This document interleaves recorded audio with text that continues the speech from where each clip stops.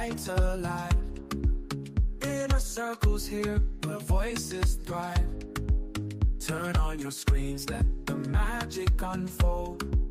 Listening and healing as stories are told. Come on, come on, this is your time. No topics too tough, just heed the calls. From mental health woes to justice we seek.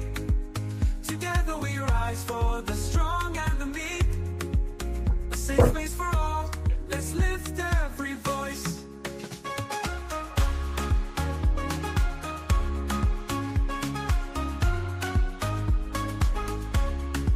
In a circle podcast where hearts unite. Sharing our truths, bringing hope to the light. Community strong, we're never alone. Together as one, we've created a home. With laughter and love, we break down the walls. No topics too tough, just heed the calls. From mental health woes to justice we seek. Together we rise for the strong and the meek. A safe space for all, let's lift every voice. So join the conversation, let's set the tone. In a circle podcast where love is well known.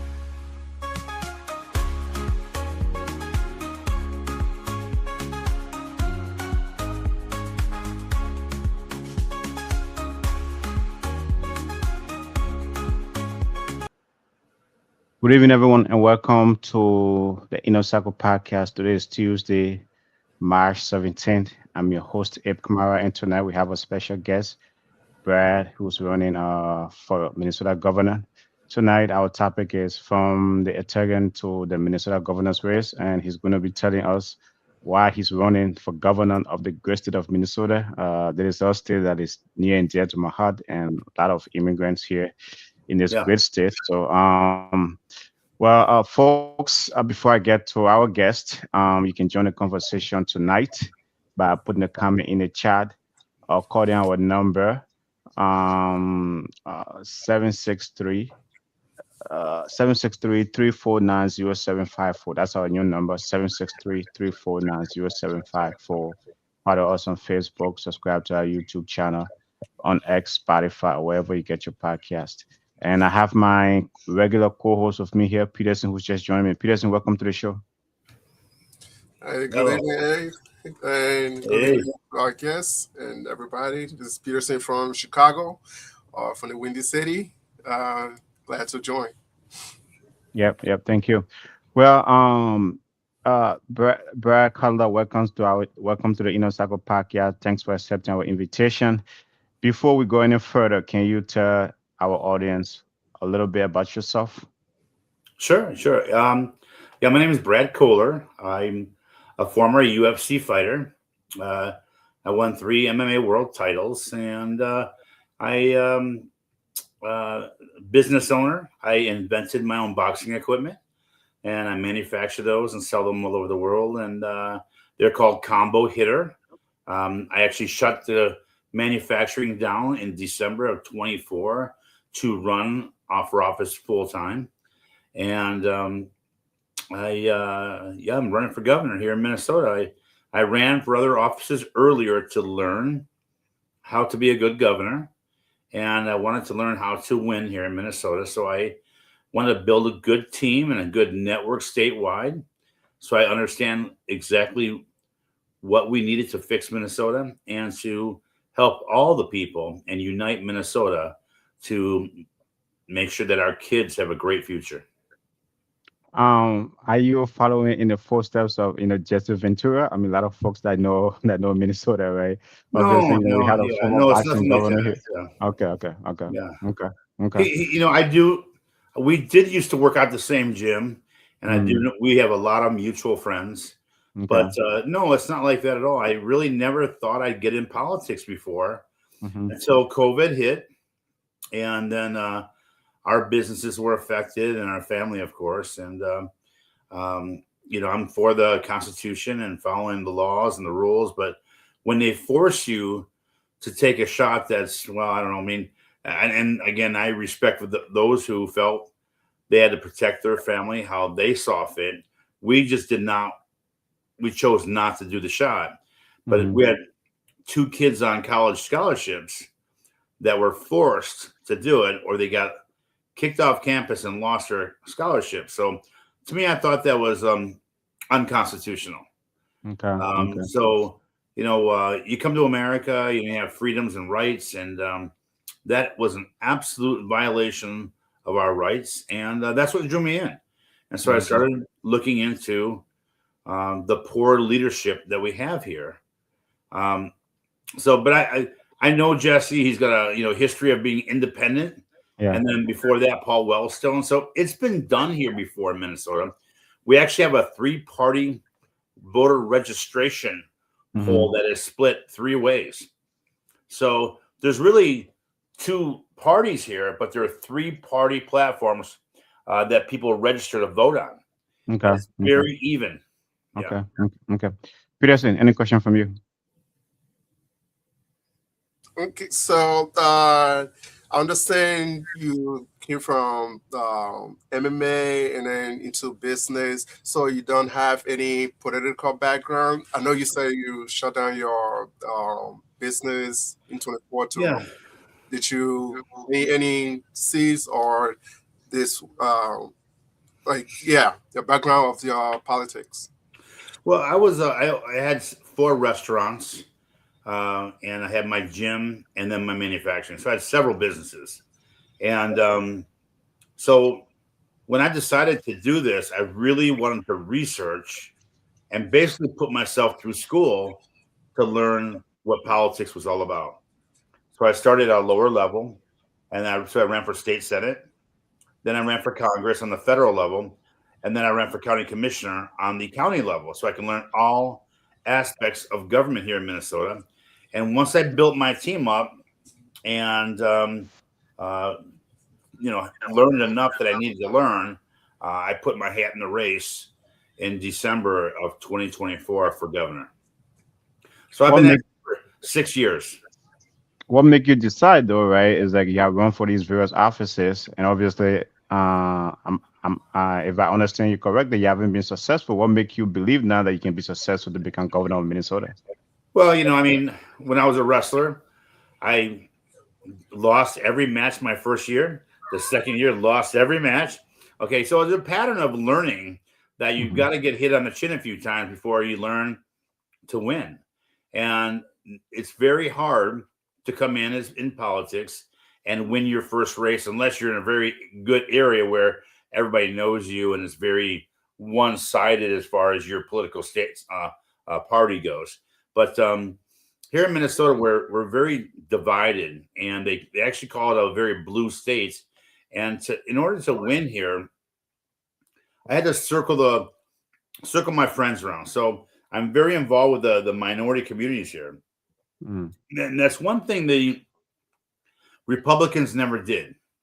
And so I'm involved with the Liberian community, the Vietnamese, the Cambodian, the Lao, the Hmong, the Latinos, the Ojibwe tribe, and of course, our Black community I was just with last night at their big convention with all the Minnesota Baptist Convention. So I am very well known amongst these communities and continue to grow my name to bring them with me when we win. So we've got to do this together.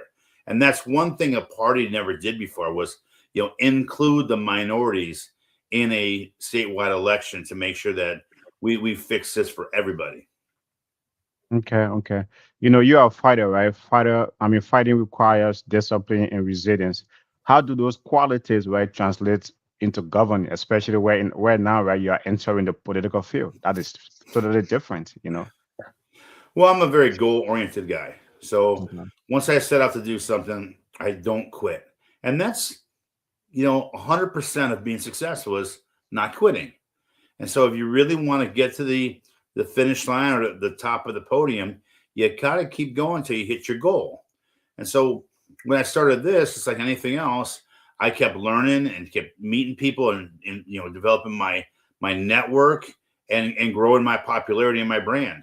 So I was already pretty famous as an MMA fighter and jiu-jitsu guy here in Minnesota, but not in the political. So I had to really focus on getting known in those circles, and I did. So, I'm, like I said, I'm very well known in most circles in Minnesota, and I believe in the most popular governor that's running in the race right now. Oh, okay. Peterson, question from you. Yeah. So, what are the main issues that you see with how Minnesota is being governed currently that got you motivated to say, okay, well, we need some change within the leadership? Well, again, getting to know some of the minority communities where the distribution of wealth is favored to some and not others. And so I think that what needs to happen is a third party, independent party like myself comes in to make sure that, wealth is distributed evenly. There's opportunities for everyone, and we grow Minnesota together. Because right now we have a beautiful Minneapolis and St. Paul that was destroyed because of our leadership did not step in and make sure we upheld federal and state laws. And I am 100% for immigration. And I believe on using that as my strength to build Minnesota, because we need more hardworking people that when I have businesses here. So I want to help them grow businesses, and then also make sure they can have a safe community for their kids and their families. And so bringing people in from all the minority communities from around the world is very important here. I have a very big dream that I want to do, and it's going to take a lot of people to do it. And right now, Minnesota is not. People are leaving Minnesota. The businesses and people are leaving Minnesota. So this is a real good opportunity for people to come in and really establish themselves. We have so much opportunity here that I can't wait to share with the people. What are some of those opportunities that that you think that are available here in Minnesota that folks do not know about? Yeah, well, we have up in the Iron Range up north is our mines, and in our mines we have lithium, cobalt, copper, nickel, gold, silver, helium, and of course iron ore. Now, iron ore is of course steel, and I don't call it just American steel. I call it Minnesota steel. So this is $4 trillion of money in the ground and 70 years of mining we can do. That's going to take 65,000 people, not only to have businesses up there to sustain the mine for the people, whether it's restaurants, hotels, home builders. It's going to employ about 65,000 people, making anywhere from $70,000 to $100,000 a year. Then we also have $3 trillion of oil under our feet. There's another 30,000 jobs of the same amount of money. So we can create about almost 100,000 jobs and bring in about $90 billion in tax revenue to the state, which of course lower all the taxes. We're talking about, employment taxes, income taxes, property taxes. I mean, we can make it so affordable here, and we need hardworking people that want to do that. So again, this creates a lot of opportunity for people to come here, start a life, and create that generational wealth that you're going to make enough money to buy and build a home. Okay. And again, buy property. And these are the opportunities we're going to have here. And again, I want to offer that to the world, because my other plan is to build an airport. And we're going to take 1 million acres and we're going to build another airport. We have 2 airports right next to each other. Now, I don't know who did that, but it wasn't a great plan. Okay. And then the rest of the state, nothing. So I want to build another international airport just northwest of Minneapolis, about 2 hours, where around that airport, it'll be kind of like, not a huge one, but a medium one where international flights come in, Sun Country Airlines and Delta, not the real big planes, but the ones that can fly international. And what I want to do with that airport is surround it with cities, of cultural cities. And so these are the things I want to do. I want to be able to have all kind of ethnic communities and cities around this airport. So when you come to Minnesota, you can see the world here in Minnesota. Now, Minnesota is a beautiful, beautiful state. And with this being said, we can increase the population to where we need it to, again, make sure that when mining and oil stops, we have enough people working, that the tax revenue is coming in that is very low and affordable. Okay. Peterson, question from you. I have some burning questions as a Minnesotan, but go ahead. Yeah. So the dream of building like another airport, international airport, and having those like ethnic communities around, what would attract them to move to those locations? What opportunities would they have? If they are moving out of state, or if they are coming from like an international location, what would bring them to Minnesota?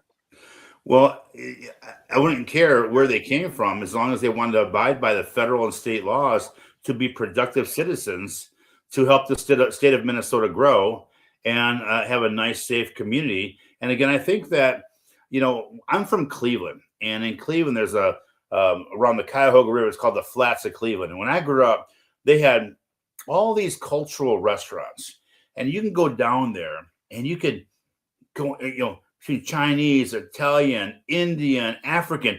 You had it all. Now, it was just awesome because everybody got along.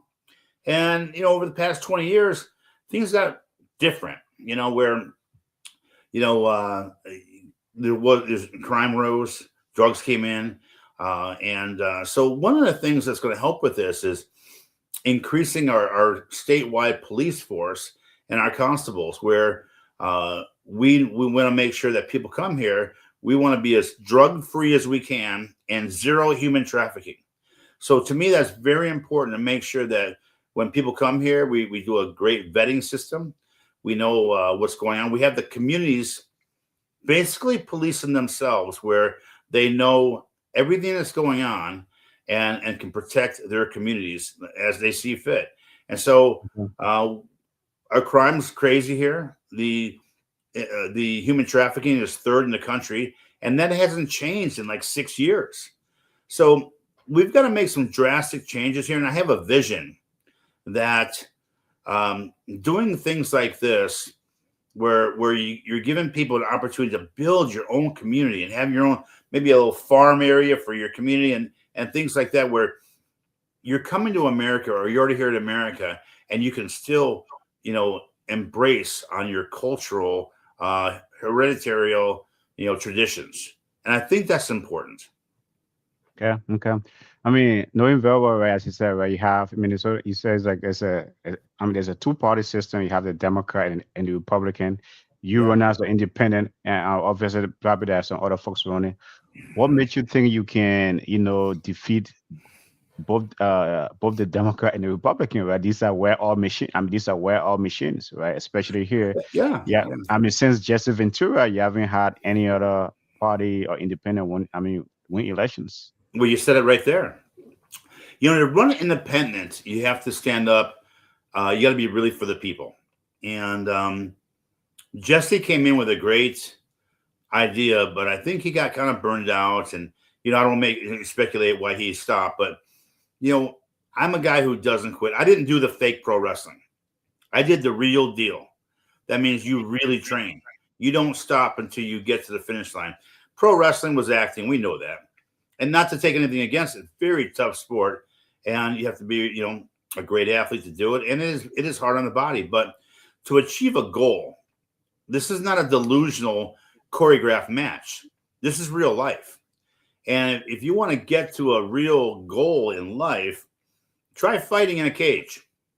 Try training to fight for a cage, And so, the will to win is nothing compared to the will to prepare to win. Mm-hmm. So the past 6 years, I've been preparing to win, building my army statewide. And, the DFL and the Republicans here in Minnesota, I want to focus on Minnesota because other states have there are some well-run states, and I'll leave that alone. But in Minnesota here, both parties have failed us. They've failed every community, everybody. We have $30 billion in fraud. And that means that every American citizen has had their money stolen, and our elected officials allowed that to happen. We have crime that has increased in the past 4 years. We have human trafficking that has been number 3 for almost 6 years now. And fentanyl keeps coming in. So do you think they're doing a good job? And I think the people of Minnesota need to understand that this two-party system, this two-party system has failed. And it's time. Hey, look, it's like this. Dad got home and we're putting the kids to bed. We're going to make this thing run right. Okay. Okay. Yeah. I mean, you mentioned it's like I know you mentioned $30 billion in fraud, right? That's not a number that, those are, there has been so many numbers floating around when it comes to fraud. I don't know what you're getting you're getting that numbers from, but obviously with the issue of fraud, how will you address it, right? He's saying there's a huge problem with fraud. How will you address that, when you become governor of Minnesota? How will you address that? Well, we need the right independent auditors to make sure we put on check, for our checks and balances. We need guardrails, and we need auditing more done sooner than later. We need to be proactive rather than reactive. Reactive means, this has been going on for a year now. We got to stop it now. No, proactive is to make sure it never starts. And that's the system they have in place, is a reactive system, which means there are no checks and balances. People are signing things, elected officials are signing things, and nobody's holding anybody accountable. We need to actually verify where the money is going, make sure that where it's going is actually an establishment or a legitimate nonprofit, or this is taxpayer money. And you think about how much money that is. If this was a publicly traded company and we were stockholders, and as the three of us as stockholders and the people running that business were allowing money to go out the window, would you allow them to keep their job? No. Okay. Yeah. Okay. Yeah. And as a business person, if you ran your own restaurant or auto mechanic shop, if someone was sneaking parts out the back door, or food out the back door, or giving away free food, would you let that continue? Or would you say, I like you, but you know what? You're costing me too much money, and it's wrong. You're stealing. Yeah. Would you fire that person? And with our elected officials, nobody's been held accountable. No one's been fired. No one's been prosecuted. That's going to change on day one when I get in office. Okay. Right now, as you look at politics, right, it's very, very divisive, right? Yeah. It's like, we have a divided country. How will you, it's like Minnesota is no different. How will you unite the people of Minnesota when you become governor? Well, honestly, last year alone, I did over 500 meet and greets over the state of Minnesota. I'm in 7 churches a week, different churches all the way around in all communities. And I've been all over the state of Minnesota building those relationships. It wasn't very hard to get a hold of me, was it? I respond to everybody. Okay. I respond to everybody. Okay. Everybody's valuable to me in a sense that I don't want you to go to the next business. And as a business person, if you do not respond to your customers, they'll go somewhere else. That to me is failing. And to me, businesses don't fail. People do. And I will not allow myself to fail. I go through in the morning, afternoon, evening, and try to respond to everybody on every platform through my email, my website, and all my texting. Okay. Peterson, question from you. I know you spoke earlier about being for immigration, but as a business owner and with everything that is going on in the immigration system, what is your stance on pathway for citizenship for dreamers or those who were born here or they came at a very young age and they are law-abiding citizens, they are here, and what's your stance on that? Well, not everybody is meant to go to college. And so if, let's say, somebody's a mechanic or, like I said, a restaurant, and they work at a restaurant, want to own their own restaurant. I think here, you've heard of SBA loans, right? Okay. Well, I want to do one with the state where we kind of partner up with you. Let's say you worked at McDonald's. Let's say, your owner's trying to sell the place. They want to retire, and then you're going to be out of a job. Maybe you're the manager or assistant manager, and you want to take over the business or, buy the franchise or whatever. You could partner with the state, which is like it's a state-funded program that we assist you in buying the business. We help you get mentorship with accounting and auditing and all that stuff. So you're now a co-op with the business. Let's just say that the previous owner was making $350,000 a year because the profits were so high. Well, let's say we loaned you $1 million to buy this business. So during that time, your salary would be just set like that, just like the last owner, until the business is paid off. So once you pay off that loan, which is taxpayer money, you're paying back that taxpayer money, which taxpayers will like, right? Instead of the nonprofit, because that's just throwing money out the window. So then now the taxpayer money's been given back. That not only gives us money to help other businessmen, but gives you the credibility to continue buying. Okay. So that's what I want to do with these opportunities, because they might not have the money, but the knowledge. And people go, I want to do it, but I don't have the money. This is where I come in. We're going to be like a bank, and a bank makes money on what? Interest. Yeah, that's how they make their money, on bank interest loans. And so if we're doing the same thing and you're paying it back because you're running a legitimate business, why wouldn't you want to stay in business, right? So you'll pay the money back, and you're going to be helped by the state to pay that back. And again, once you paid it off, that is yours free and clear. And so I just think having opportunities like that for all people is a really good thing. But we want to do also vocational training for education. So if you have kids in school that maybe don't want to go to college, and in ninth grade they go, well, maybe I'll be a welder or a plumber, or electrician, or a mechanic. We'll have vocational training for them to, leave school, go to the vocational school and learn their trade. And when they get out of school, they'll be making $60,000, $70,000 a year right out of high school. Okay. Well, folks, tonight we are talking to a candidate for the governor of Minnesota, Brad Kohler. He's here with us on the Inner Circle podcast. If you have a question from him, you can put a comment in the chat or call our number 763-349-0754. Have any question or comments, please put it in the chat or call our number again, 763-349-0754.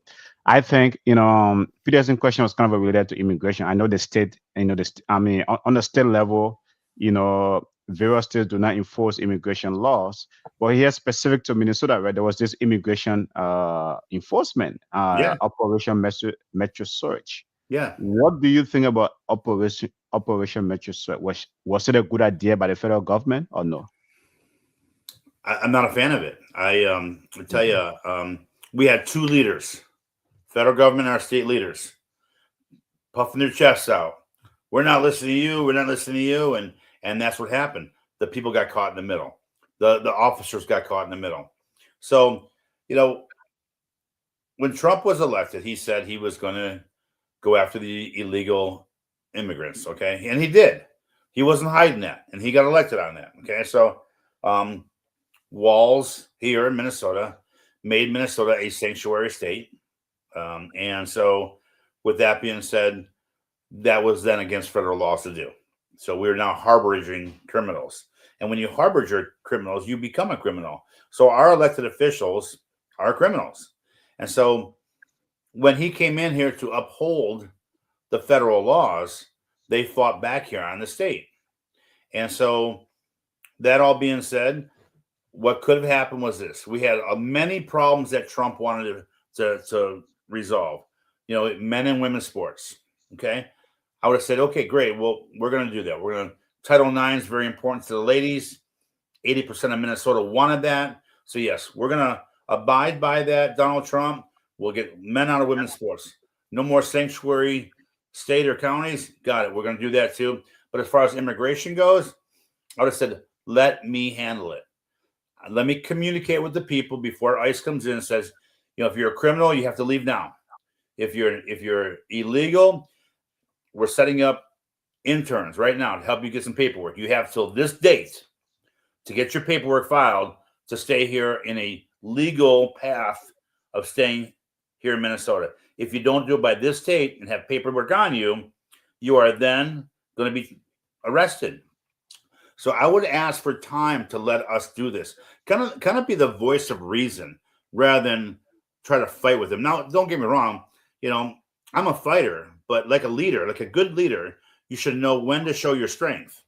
And I think that Donald Trump pushed the envelope, and Walz didn't have an envelope to win on. And now they came after him for all this fraud, and they will be going to jail. Okay.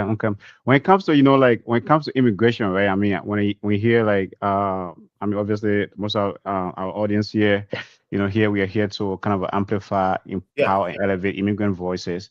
I mean, Minnesota, when it comes to like immigration, right, coming immigrants, right, Minnesota is like, I like to joke on this platform that Minnesota is 99.9% white. You hardly it's like you don't have many immigrants here. So the whole issue of crime, like, there's a lot of crime here committed by immigrants. The data does not support that. So like the whole idea of immigration, the whole idea of ICE coming here, 4,000 agents in the Twin Cities and around the state of Minnesota. Do you think that was a good idea, right? When you have places like Texas or Georgia with huge immigrant population, even illegal immigrants population? Well, they brought them here because our leaders were telling the people of Minnesota to fight back. Now, you're in Liberia, right? And you're in Chicago. Imagine just going out there and fighting a cop. I'm not going to listen to you. What's going to happen? Okay. You can't tell your people to fight back, then go hide in the bar and drink margaritas. Okay. If you're not out there with them, fighting on the street, elbow to elbow, okay, you're a chicken. And our leaders are chickens because they were not out there with the people. So that all being said, again, this was done completely the wrong way.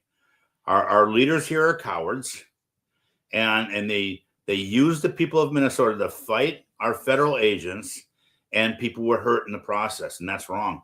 And that is criminal. Okay. Peterson, question from you. Yeah, just a follow-up to the immigration issue in Minnesota. So do you support ICE going into other areas, even if it's not Minnesota, if they didn't come to Minnesota, Chicago, and other places that they were deployed?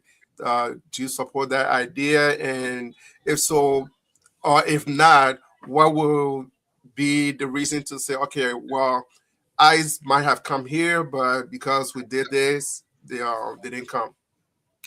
Of course, I support them. That's what they're here for. And we do have criminals that cross illegally. That's a fact.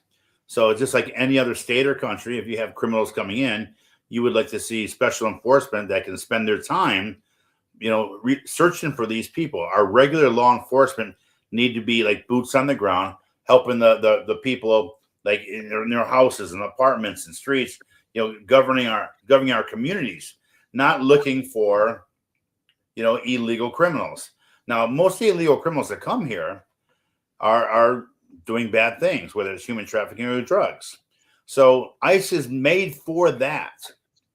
Now, as far as the illegals go, again, if they're seeking asylum, they can do that legally. If they're seeking a visa, they can do that legally, or a green card. They can do all that legally. All they got to do is do it. But when they sit here and use our taxpayer money and not produce anything back to society and be productive, I mean, I'd love to go sit on someone's couch for 5 years and eat for free and drive for free, but it's just not feasible anywhere you go. So ICE is here for a job. No matter what state it is, they're here for a job. And it didn't happen in other states like it happened here because, again, our leadership is very poor. They're ridiculous. I would not tell people to fight armed police officers. Go out there and fight them. How brilliant is that? Again, I would say comply with the police officers. I would have those dates aside where If you want to stay, this is it. If you don't do it, sorry. You had your chance. And so, but we have to have federal and state laws upheld. We have to.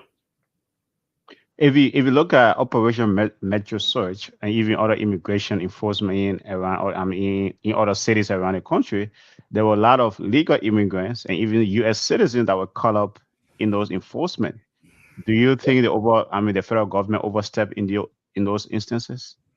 Well, I think what happened was people were trying to help other people and slip between the cracks. And what happened, and again, with a lot of my friends who had family members grabbed, which was very emotional. So believe me, I witnessed it firsthand as well with my friends and their family members. And then trying to get them released is a whole nother venture. So no, what happened was, again, because our leadership did not comply with federal government and do this civilly, innocent people fell between the cracks. You can blame ICE all you want, but who controls ICE? And then who controls our police force? Who controls our borders? Who controls our state and federal laws? Our leaders do. So you got to blame the people running the show. You start blaming the ICE agents, and it's like going, well, they're doing their job, what they're told to do. It's just like, being a garbage man. If all of a sudden I wanted to throw garbage on the front lawn instead of bringing it with me, I guess I'd get in trouble, wouldn't I? You got to do the job you're hired to do. And then when you don't, it is what it is. You're going to lose your job, or people. So I think what happened was horrible. And again, it's all due to poor leadership. As you travel the state of Minnesota, what's the immediate need you are hearing from the community, from voters? Law enforcement agents. We need more safety and security on the streets. We have people, carjacking like crazy, stealing in stores. We don't have enough officers to handle the crime. And frankly, right now, we have prosecutors that when people are released, they let them go right away. They don't have a bond. They don't have nothing. There's signature, and they release them. And that's got to stop. So we got to make crime illegal again here in Minnesota. So, innocent people are safe. And remember, crimes are written for criminals, not innocent people. So the innocent people get caught up in this because criminals are committing crimes. That's why laws are written. Okay, Peterson, question from you. To kind of pivot a little bit. So, being a business owner, do you believe there's like a minimum wage that people can make, like a living wage? And what would that be? I think $17 an hour is a very fair wage. I think now it depends on your level of skill, but you think of of course, I'm lowering the income tax too, because that's going to help. So you'll keep a lot more of your check once I get in office and lower the income tax. So $17 an hour, and you work 6 hours. What does that come out to? About $100 a day, and so for a good part-time job, I think that's a good wage to start off with. I don't believe $12 or $15 is enough money. I think $17 is a good. And again, now there are managerial jobs that pay more. There's hard labor jobs that should pay more. And again, it depends on the job. But if we're talking like, a movies, working at the movies, working at a grocery store, working at a fast food joint as a kid, and adults, I think adults should have a minimum wage also. Let's say if you're maybe 24 or older, maybe your minimum wage should be at least $19 an hour. So something like that, where you have, you're on your own, more responsibility, you have a kid, things like that, where you can justify, taking on jobs like that. Because, honestly, I love the fast food business.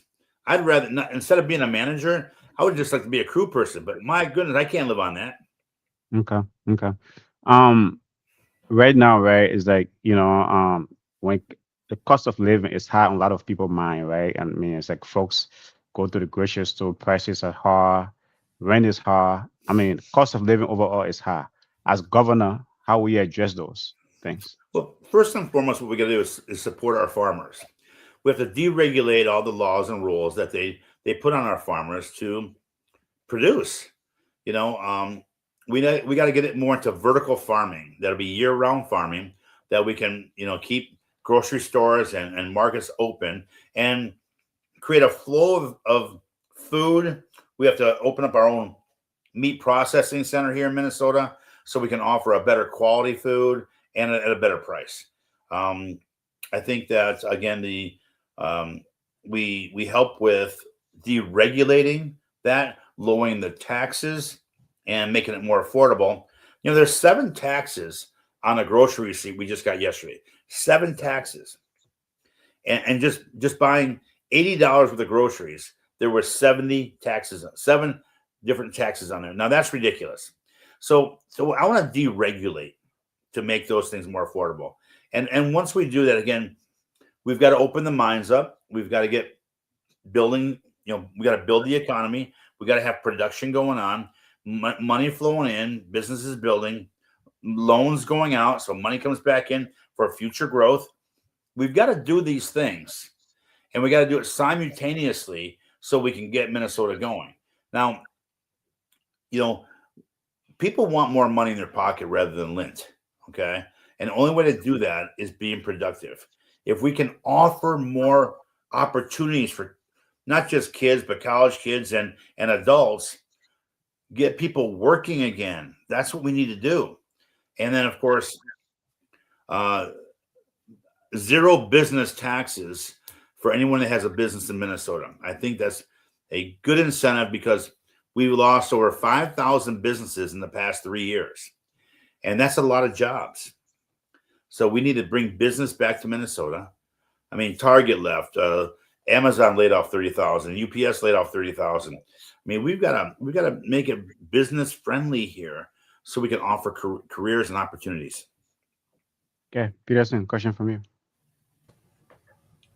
And for people that plan to move to Minnesota and they are just like starting out, maybe they're looking for work or something like that, what is your position on like federal assistance for people like food stamp? I don't know what they call it in Minnesota, or Medicaid and so forth.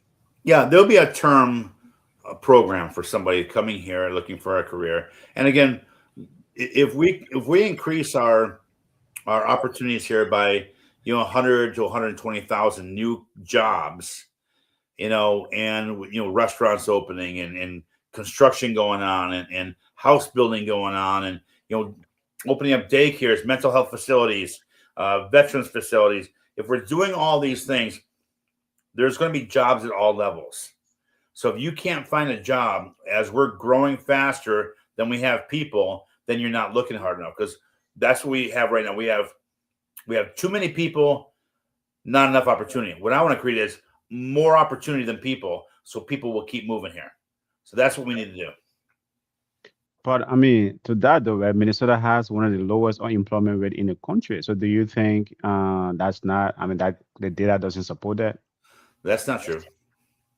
Okay. Well, folks, tonight we are talking to Brad Kohler, who's running for governor of Minnesota. He's running as an independent. If you have a question for him, you can put it in the chat or call our number 763-349-0754. Again, 763-349-0754. Here's the thing though, right? My next question for you here, right? Yeah. What does leadership look like to you when people strongly disagree with you, right? Because some of the ideas of some of the things you're talking here tonight, right? I imagine there will be people that will disagree with you. But what does leadership look like when folks strongly disagree with you? You've seen me punch, haven't you? I gotta go watch some of your videos, man. I gotta go watch some of your MMA videos. You know what I mean? And things like that. Yeah. It's really about, I have already been working with both sides, and I've been on the campaign trail now, like I said, 6 years, getting to meet, some of the other elected officials. And there are some good ones and there are some bad ones. And again, the people at the top are the ones who set the tone, the pace, and the direction. And what we have is a boat with red shirts on one side and blue shirts on the other side. And they're all rolling in a different direction. And that boat's going around in a circle. And what we need is a voice of reason to get them to realize that what we're doing this for. And it's for the people. And if I catch you fraud, stealing, taking backroom deals, you're gone. We need to row this boat in the right direction or you're gone. And I tell you what, there are some people that should resign. There are some people that fall asleep during the House, the House sessions or the Senate sessions. They're in there watching a video. Well, they don't pay attention. They don't show up. And to me, I don't think that's a great public servant. A leader goes in there to complete a mission. And I got to get them all on that same page. And I want to work. I already have been working with both sides, but I want to get them to understand that I'm not here to become, a deterrent for two-party system. I'm here to bring us together to move forward. And that's what we got to do, because we've given them the chance. For the past 9 years, fraud has continued. They saw it, they knew about it, and didn't stop it. Crime, they saw it, they saw the problem. We're losing police officers, they didn't fix it. Okay, fentanyl, human trafficking, all of this. And they kept raising taxes, pushing people to this brink right now. There's going to be a three-party system because they failed as a two-party system. Okay. Why should someone who is undecided, listening to you right now, or even skeptical, consider voting for you? Yeah, I tell you what, decisions are sometimes heavier than some of the weights in the weight room. And you've got to make it when it feels right. Let the Lord guide you. Talk to your friends and family. What is your spiritual compass look like? What are you looking for, and who do you align with more? So if you're looking at somebody who's okay, we're going to do things this way and that's it, or we're going to do things this way, or hey, we're going to work together, all together. Now, that's where most of the people are. We're all in the middle here, I of course, we have done this before. We've had independent candidates before that have won. But, I would say, don't look at a party, look at the person. Look at a person that, hey, could this guy be your friend? Could you hang out with this guy? Hey, would you like to, hey, just have this guy over for dinner? Or would you go to a party this guy's at? And so there are people out there that you can look at and hear them talk 5 minutes and go, oh, forget it. And usually, you can spot that quick. But if you're on the fence, reach out to me on social media. I respond to everybody. I am, very open about talking about my platform. And I believe, like I said, everybody's valuable. Okay. Peterson, question for me. Yeah. What is your position on capital punishment, and what type of crimes will warrant such punishment? Yeah, we don't have that here in Minnesota. Okay. And are you guys fathers? Yes. Okay. You know what I'm talking about then. Okay. You hurt the children, and that's a done deal for me. You kill or murder a child, things like that, I think are but we don't have it here in Minnesota. And so there are some illnesses that cannot be fixed. And I think that's one of them. And if somebody was molesting a boy or girl, I don't believe that can be fixed. And that's just my personal beliefs. But again, I would leave it up to the people. This would have to be a community of Minnesota vote on. Okay. And there are people out there that are, very liberal on that. And say, oh, pro-life and all that stuff. I get it. I get it. But until it hits you at home. Okay. You know. Okay. Let's talk about the issue of gun violence. I know Minnesota, over the last couple of years have been very, very impacted by the issue of gun violence.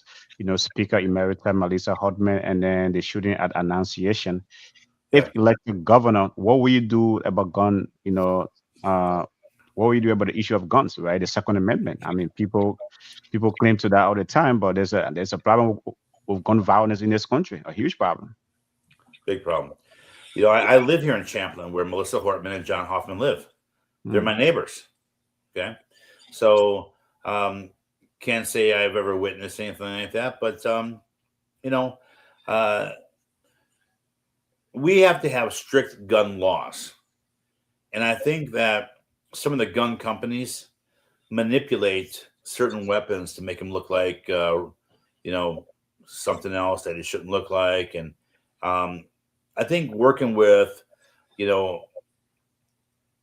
lawmakers and gun companies and making sure that we do things that can protect our people. First and foremost, I think that we should have guards at our schools. We should use our retired police officers or veterans or ex-felons that need a job. Okay. Secondly, as I know, we need mental health facilities here to help people not get to that point.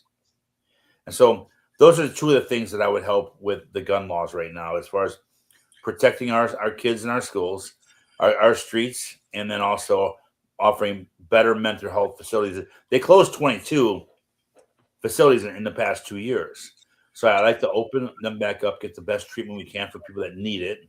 So again, it doesn't get to that level. I think that at high school or college level, if you start seeing these situations where a person is troubled, we need to make it openly available that they have a facility to go to.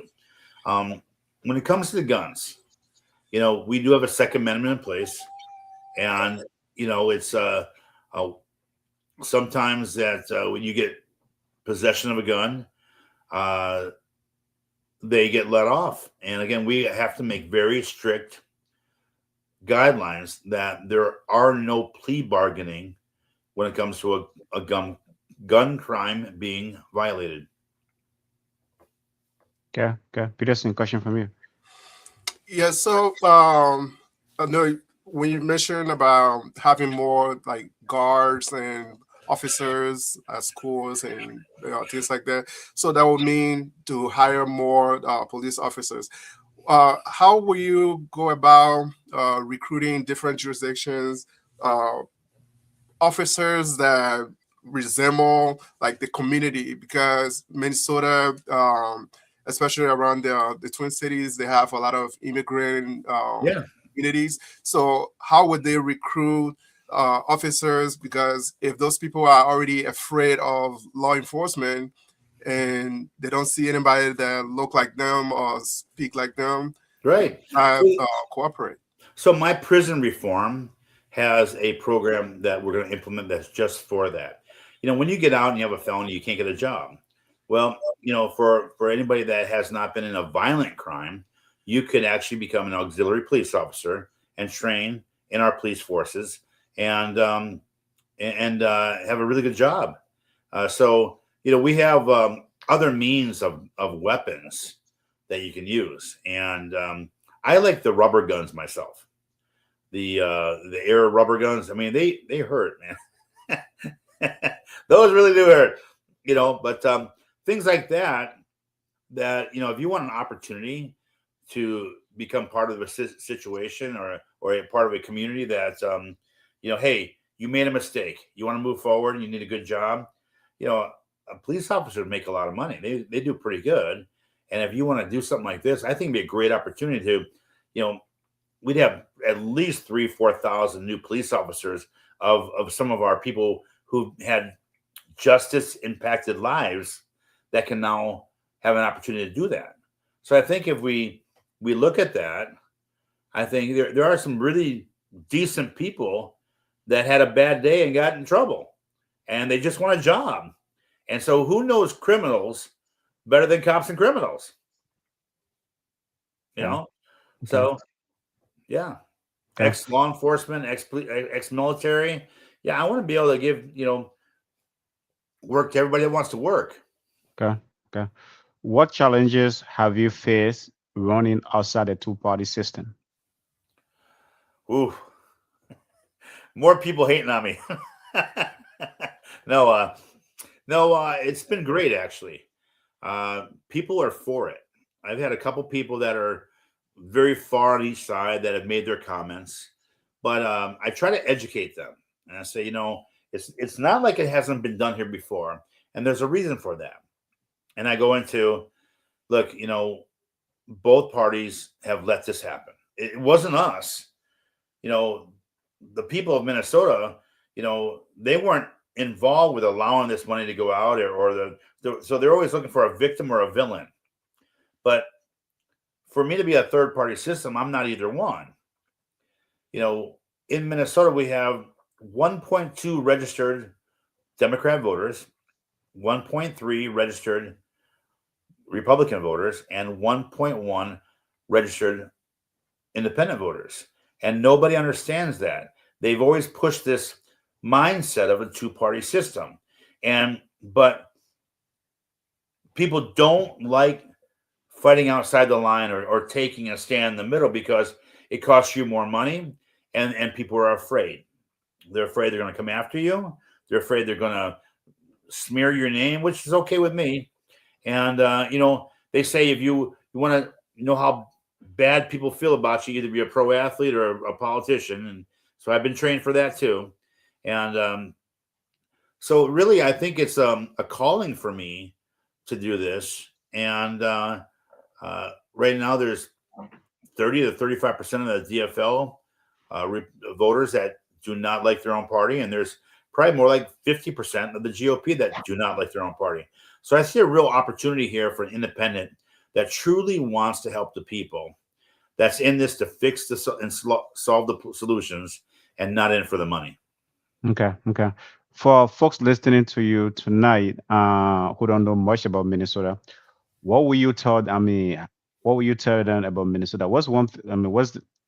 What will you tell them about Minnesota? Folks listening to you tonight who don't know much about Minnesota. I know Minnesota has been in the news quite a bit, right? What will you tell them about Minnesota? Minnesota's still a great state. We used to have the numbers to back it. We used to be number 2 in education, number 1 or 2 in fitness, and economy was just amazing here. We're going to dial it back about 9 years to those points there and bring our education back to where it was, and make sure kids are learning what they need to learn and have the opportunities to jump into those vocational programs when they want to. We're going to bring back big corporation again for those graduates from coming out of college. They have a career opportunity, whether it's IT or data or sales and marketing or even stock market. We're going to create those opportunities here in Minnesota again. And then most importantly is we have such a great eclectic of people here in the cultures, and I want to tap into that resource and get people to, hey, let's really create the world here in Minnesota by having these cities around that airport that you can spend a whole weekend enjoying every type of food and culture and events, arts and crafts. I think that would be a really good thing to be a part of the future of Minnesota. And we have great fishing here. We have great lakes and great parks. Again, this was a great state. And I do believe anything that was broken can be fixed. So if you said this was a great state, are you saying Minnesota is not a great state anymore? It has its issues. It certainly does. Okay. As you know, we've been the black eye on news for quite a while now around the world. And people say, oh, Minnesota, you're from Minnesota. Oh, and people in Minnesota bury their head a little bit because we're a little ashamed of what's been going on here. And we're proud people, just like anyone else. I mean, not just white and black people. All communities here that are from Minnesota are proud people, and that's what we want back. And we want our pride back. Okay, Peterson, question from you. I know you mentioned earlier you were from Cleveland. Yeah. Did you grow up there, or you were just born and then you moved to Minnesota? So I've been here since 1996. So I've been here more of my life than I was in Cleveland. Okay. And even when I was born in Cleveland, I went to school in Oklahoma. So I really just high school, and I spent 1 year in college in Ohio and then went to Oklahoma, then back for a year and then out to Minnesota. So I've been here most of my life. Okay. We have 8 children and they're all Minnesota. We want to keep them here and we want to raise our grandkids here. Okay. Yeah, I don't know if you have a military background. What is your position on the current state of affairs with the war right now in the Middle East? I'm not a fan of it. That's again more taxpayer money going towards who knows what the plan is. I know Israel is an ally of ours, but right now I'm not very confident in that, and I don't like to see anyone get killed, let alone American citizens going over there to fight a war we don't understand. But as a governor, I also will, again, follow our chief and commander as long as I understand what's going on. And at this point in my career, I don't have the knowledge to know what's really going on behind the scenes to say I agree with it or don't agree with it. But as a constituent and just a citizen, I'm concerned. Okay. Okay. I know like the world around us is changing fast, especially when it comes to technology. AI has been in the news for the last year or Yeah. so, and it's impacting jobs and things like that. What will you do, about the whole issue of AI, right? Artificial intelligence, right? It's like taking away jobs. I don't think governments, whether at a local local or at a national level, is ready. Is ready. Is preparing enough for with what AI is doing. What will you do as governor? It's got some benefits to it, and it's got some scariness to it. Mm. I heard this new AGI coming out, and which is like AI on steroids, is what they say, and it's a little scary because we've had AI for a while now, and it's just at a level now that you can actually talk and have memes and clone yourself, and that's where it gets scary for me. I mean, can you imagine me like in a meme or on computer like I'm working, but really I'm on the beach? I mean, oh my gosh. Yeah. I mean, no, When but it comes to the issue I want to push a little bit though, when it comes to, a lot of jobs yeah, currently no, have been lost to AI. What will you do? What will you tell folks that are losing their jobs to AI? Is like, would there be, as governor, would there be special training for them? Is like, how will you address those? But that's what coming. That's what well, happening right now. with the AI data centers, it costs a lot of money to cool the facilities, and so I'm not really for it right now. And until we can find a better way that it pulls less power from our grids, I think we should slow it down a little bit. And you're right; we're losing a lot of jobs because of it. I don't agree to that. So, I think we jumped too fast. So, Okay. Well, folks, this is a 1 hour show, and we've been going here for the last 1 hour. We'll try to wrap this up. Peterson, is there, one or two questions from you, and then I will jump to some rapid fire as what we do here when we have a guest on on the Inner Circle podcast. Is there one or two questions from you, and then we can try to wrap this up? We are not hearing you, Peterson. I think you're on mute. You're not hearing you. Sorry about that, my microphone. Yeah. Yeah. So this one is on the cooler side. So, as a former UFC fighter, who is your your favorite right now? And with the card that's going to be at the White House in June, who are you rooting for? you know what? I don't know who's on the card. I don't follow it like I used to. Okay. And but I mean, I follow the local guys here because they're in some of the schools that I'm familiar with, and I see them, when I go to visit the gyms. But I don't know. I mean, I'm sorry. If I'd have known that, I'd have researched that a little bit more. But I always go after the schools or the academies that they train out of. Mm-hmm. Usually, schools have a history of creating champions, and so I always look for the traditional history of successful schools of before I pick a fight. And I don't bet, so but that's how I used to look at fighters: is where do they train out of? Okay. Well, now we're gonna get to some fun stuff, and before we wrap this up, what's your favorite food? I mean, Minnesota food. Favorite Minnesota food? Asian.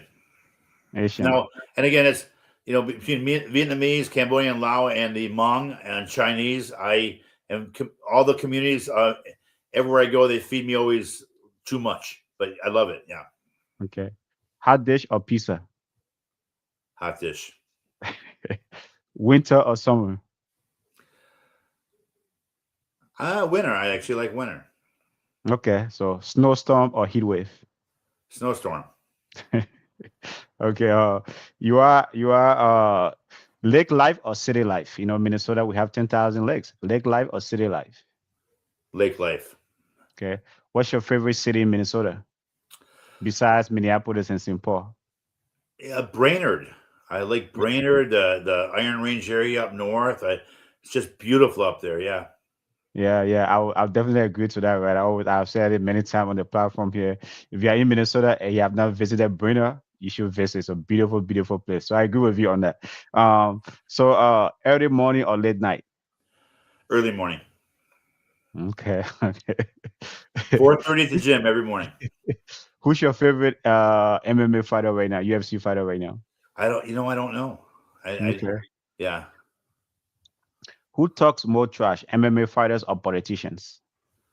Oh gosh. You know what? I'm gonna say it's a tie. It is. But most MMA fighters can usually back it up. Where politicians are all sissies anyway. So Okay. Most unexpected thing about you? most what? Unexpected things folks don't know. I mean, things people don't know about you. Oh, I've been homeless twice in my life.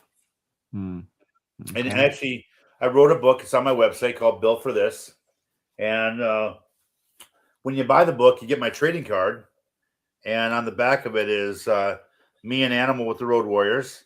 And so I wrote a book so the people of Minnesota could get to know me, and other people that just want to know, how I came from nothing and built my life up to be a self-made person. And then, have the courage after being in legal troubles 20 years ago to, own my future and run for governor. Okay. What's harder, cutting weight or running a campaign? Running a campaign. Okay. And then lastly, best thing about Minnesota? Best thing about Minnesota, I gotta say the people here. The people here really are good people, and we just need to be embraced by our leadership to show that we're not as bad as it looks on the news. Okay. The bonus one, if you win, what will your celebration look like? A nap. Okay. I expect to win.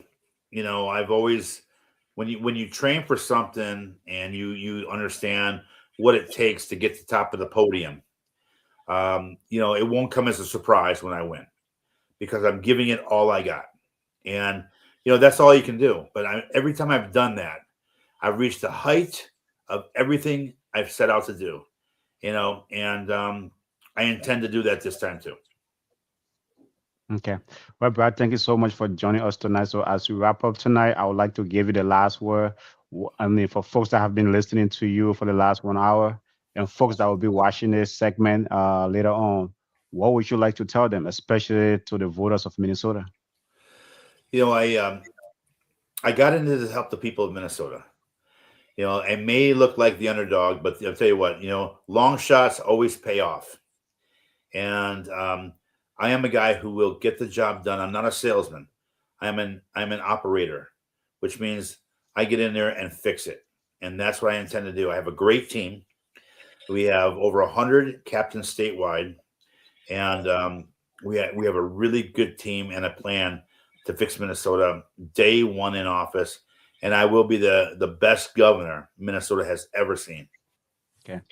With that, folks, that's the end of our show tonight. Again, Brad, thank you so much for joining us. Wish you best of luck in your campaign.